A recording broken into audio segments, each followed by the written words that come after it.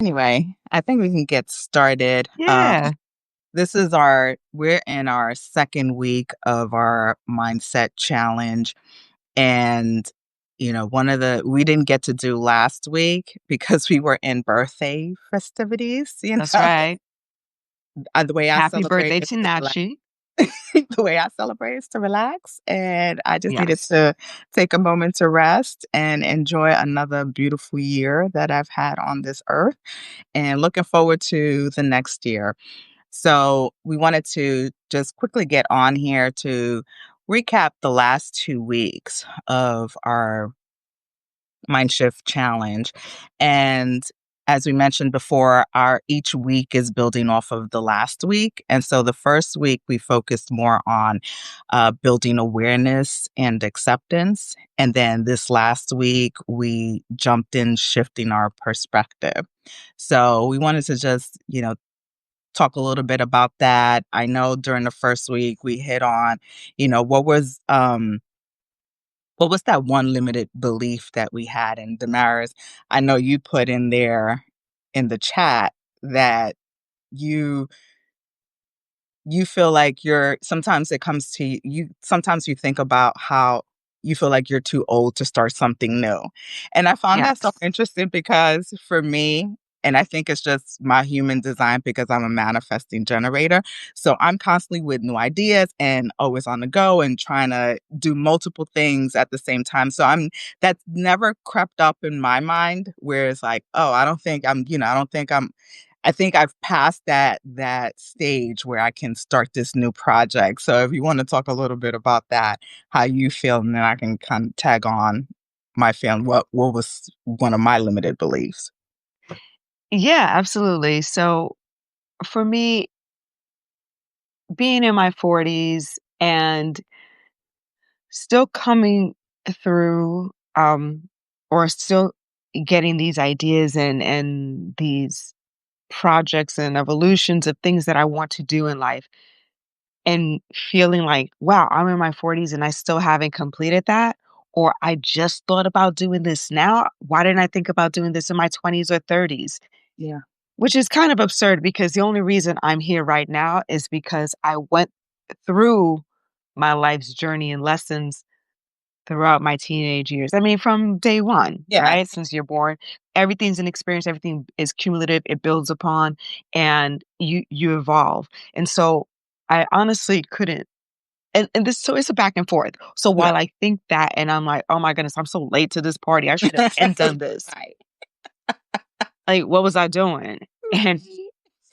and then I'm just like, okay, well, real talk, I wouldn't even know to be there. I wouldn't even know what to exactly share with people the way we do now with our podcast. Like there's no way I could really share what we do right now 10 years ago, 20 years Mhm. ago. So those are the reality checks, and our theme during the first week was about acceptance and awareness. And so it's being aware of the fact that yes, I do think that way sometimes of, am I too late to this party? Yeah. Is it too late to start this? And and then it's like, no, bitch, I become aware of like, how would you have done this any other way? Like, Right. there's no, you couldn't have. Yeah. And so then I have to applaud myself of like, look at you. You started a podcast 3 years ago. Look at you now. So, Exactly. Exactly. No, so seriously. that's kind of what like the journaling help reveal, even though I just feel like it's subconsciously I'll think those things, but not Mm. even recognize that they're present. Yeah. Yeah. No, and it's funny because similarly, I would think when I start a new project, I would think, "Oh, where would I be now if I started this, years ago?" Or whatever the case may be. And then I stop myself and I think, "Well, honestly, you always doing a bunch of stuff. You would have just had other things. You would have started and went on to something new because that's how your mind works." So it doesn't really I think that's why it doesn't bother me when I do start a new project that, okay, maybe I'm too late to the game.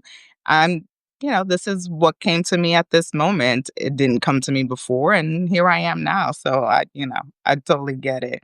One of the things that one of, uh one of my limited belief, especially in the last several years, has been around my health. And I have, you know, I tend to take on other people's issues personally, especially close ones, like, with just speaking of mommy and all of Mhm. her health issues, I start comparing that to where she was in her life, where when certain health issues would come about. And then I started thinking, oh, that's really when, things started happening for me. And now with her having dementia, I also start thinking about, oh my gosh, am I gonna end up like, is this what's gonna happen to me in, the next 20 some odd years? And one of the things I have to really think about is that that's her life is her life. Is it Mhm. my life doesn't have to match up to hers, and I don't have to take on her illnesses and her issues as my own. And because I've done that, I sort of get stuck in a place where Mhm. I feel like this is not going anywhere. I'm not going to get any better. And I'm really good about, when it comes to taking care of my health, but Right. there are certain things that I deal with that I start thinking, well, maybe this is just what I'm meant to deal with. And maybe it's not going to get any better. Mhm. And that's not that's my own limited reality that I've created for myself. And I really have to kind of take a step back, which I have, and this whole process has helped me take a step back to look at, okay, like, why do you feel this way? Why do you feel like there's nothing's working for you, or this is what what your life is meant to be? And it was then when I realized, oh, I'm really looking at mommy and thinking that my life is just going to be just like hers. And I can't control what's going to happen tomorrow, next year, 10 years from now. And I don't need to stay stuck in that place of what if maybe this could happen to me, and really turn that around and think about, what can I do today? What can I do now that can benefit me into being a healthier version of who I am today? So that's one of the things that I've come to grips with, and come to realize that I'm not mommy, right? Right. I'm my own person. And this And is we rebuke illness. amen. We rebuke dementia and rebuke poor health. That's it. Yes, yes. So it's shifting that perspective, right? What we were getting into in week 2 is, how do we shift that negative self-talk? How do we start flipping the script for ourselves when we're seeing or holding on to these negative perspectives of who we are? And so I don't know if you want to kind of share a little bit about how you've been able to kind of shift your perspective on your thought process. Yeah, and I would say over the years, it's been a ongoing shift, and it requires discipline to unlearn all the things that we've been Mhm. conditioned Yeah. to be.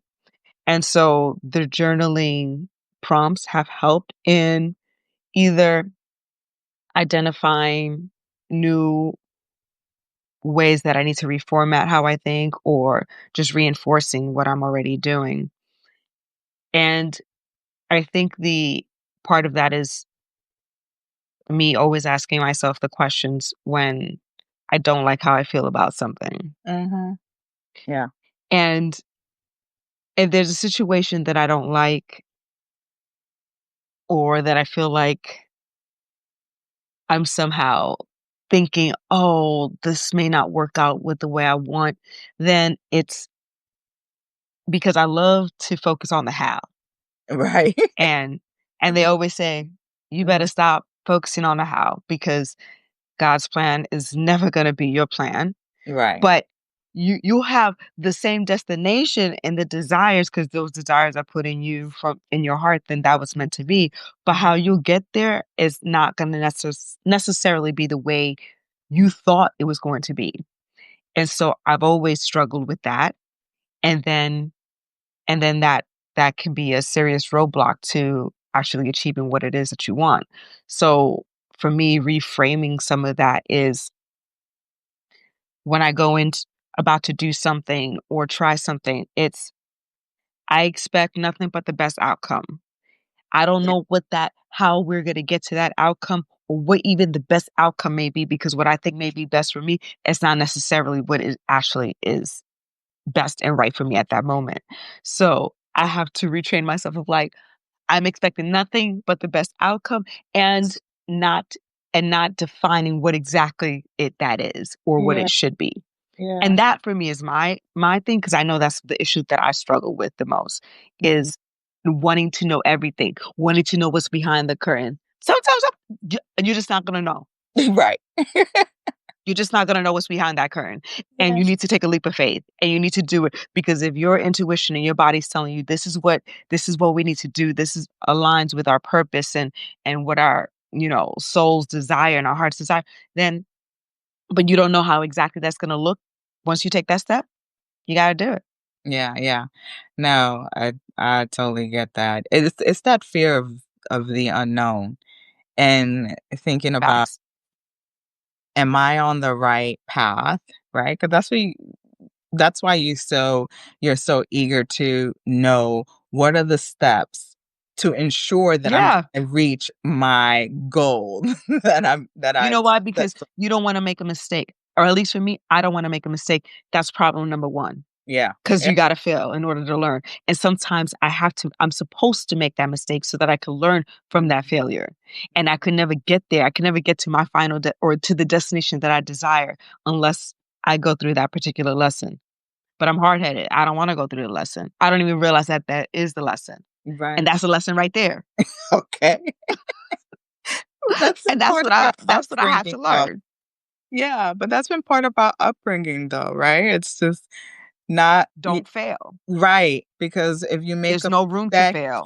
you're either being yelled at, punished, or something to that effect where we've been conditioned to think that we can't make a mistake. Like, we should know how to do something, and we need to do it perfectly.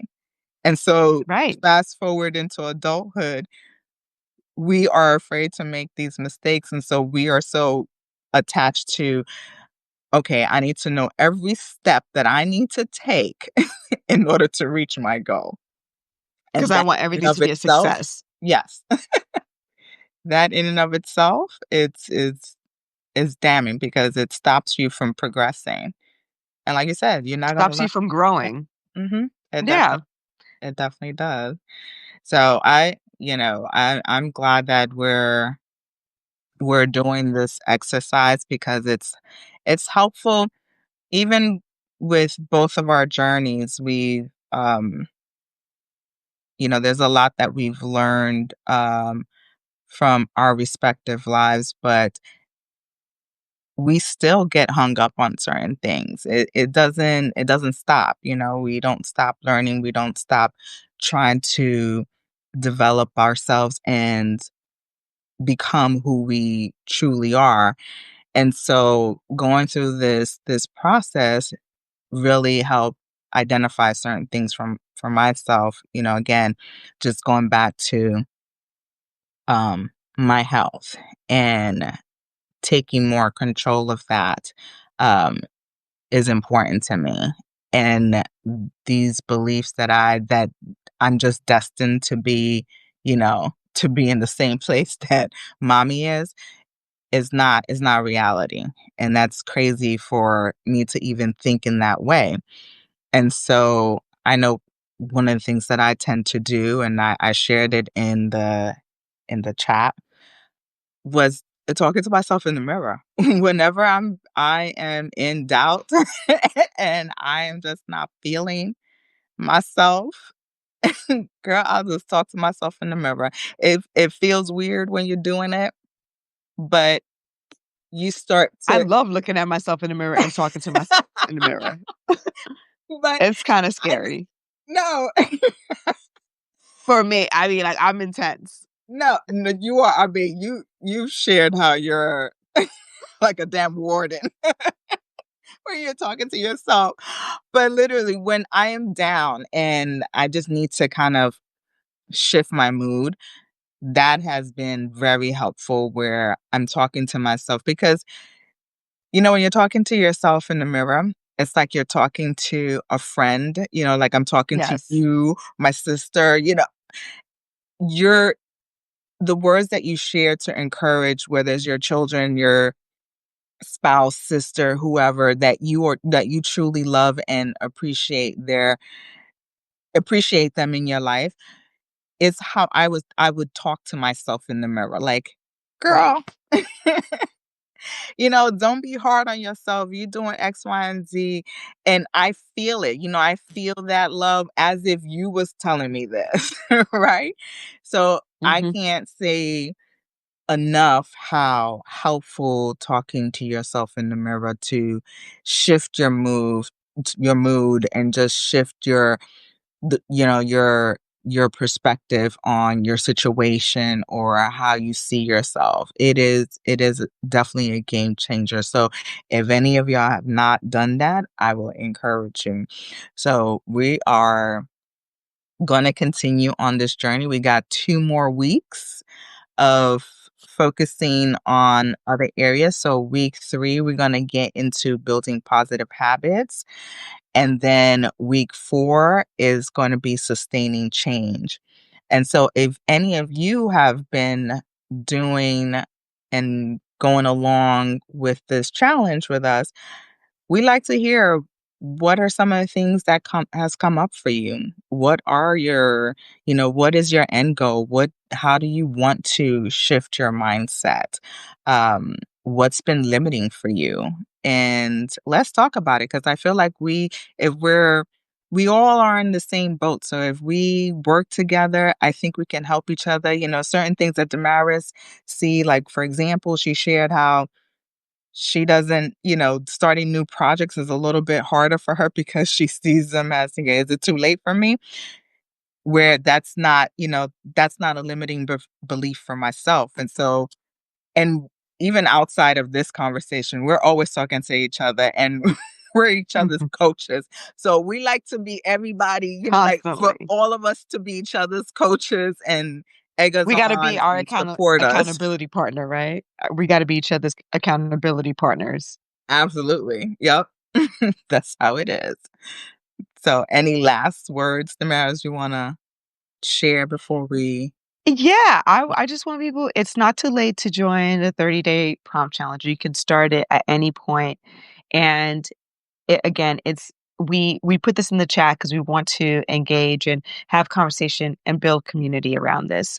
It's we don't want to just talk to each other. We want to talk with all of you guys and really to because this is a journey for us. We're the experts of our individual lives on our individual lives yeah. and but we're still navigating that as people. And so I learn by hearing and listening to what others are going through. So I definitely would love to hear from our community of Substackers and talk through these things. But I'm excited about this week about building positive habits because they say what it takes 21 days to build a habit and we'll see. I feel like I try some things and by day 22 it's still not a habit. So I don't know. We're going to find out. And so no, that's it. Just follow us, subscribe to us, subscribe with us on Yeah. Substack, and you'll get the daily journal prompts through the end of the month. And also, we're releasing our new podcast episode tomorrow. So, all good stuff. Yeah, so thanks for joining and listening in. So, um, like Tamara said, this is not too late to join, and we'll talk to y'all soon. All right. Thanks, Bye. guys.